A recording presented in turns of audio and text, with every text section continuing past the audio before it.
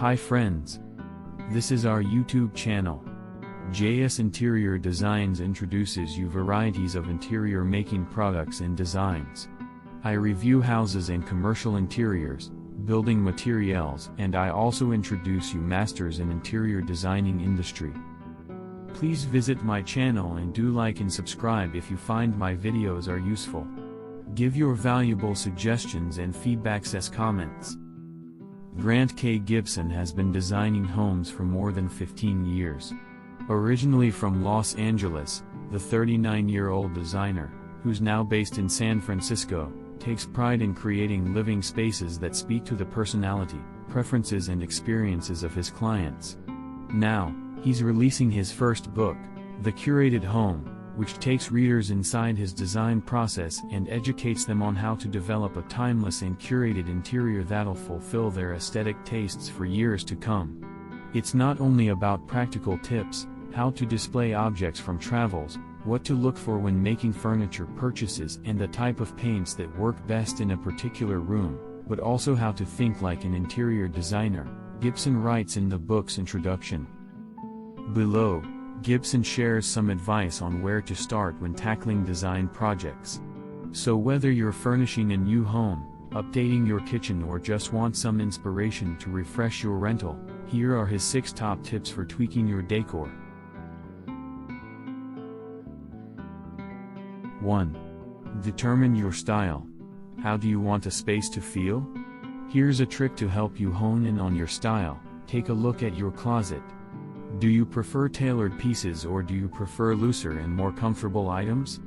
Do you gravitate towards certain colors or patterns? Another way to help you determine your style is to think of keywords that define how you want a space to feel. Traditional, formal, elegant, playful, humorous, inviting, monochromatic, streamlined, modern. Take note of design inspirations in every facet of life. I often use these as a starting point to discuss with clients when I'm hired to help them design the interiors of their homes. Recall a hotel in which you've stayed or restaurant in which you've dined that particularly struck your fancy. Perhaps it was a minimal interior from your trip to Japan or a clubby bar in New York furnished with worn leather chairs. 2. Figure out what you don't like. It is a lot easier for people to express what they do not like. By putting dislikes into the equation, we can eliminate some things and narrow in on others. For example, a bold large-scale print might remind you of something in your childhood that you do not want to see in your own space. Or a wingback chair might bring back memories of being sent to timeouts for pulling your sister's hair. Likewise, a certain color might evoke feelings of a past design trend that you aren't eager to repeat. These memories and reactions are very personal and individual, but also define our tastes. 3. Build around your space. The Curated Home by Grant K. Gibson. Catherine McDonald, courtesy of Grant K. Gibson. The Curated Home by Grant K. Gibson. Catherine McDonald, courtesy of Grant K. Gibson. Space planning, which impacts scale, is essential. People often use furniture that is too large or too small for a space. I like to blame a certain retail company for the large-scale furnishings that saturate interiors today. Build around the furniture that you actually have space for. Think about the balance of a space. For larger rooms, consider establishing zones for different activities, a seating area that is conducive to conversation, another area for television viewing, a work area with a desk or table for projects or games.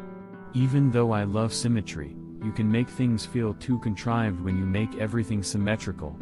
Think about the visual weight and distribution to balance out a space. Proportion and scale are key to any design. 4. Sample your paint. Paint selection is one of the most important and cost-effective decisions you can make. Proper paint choices harmoniously connect spaces.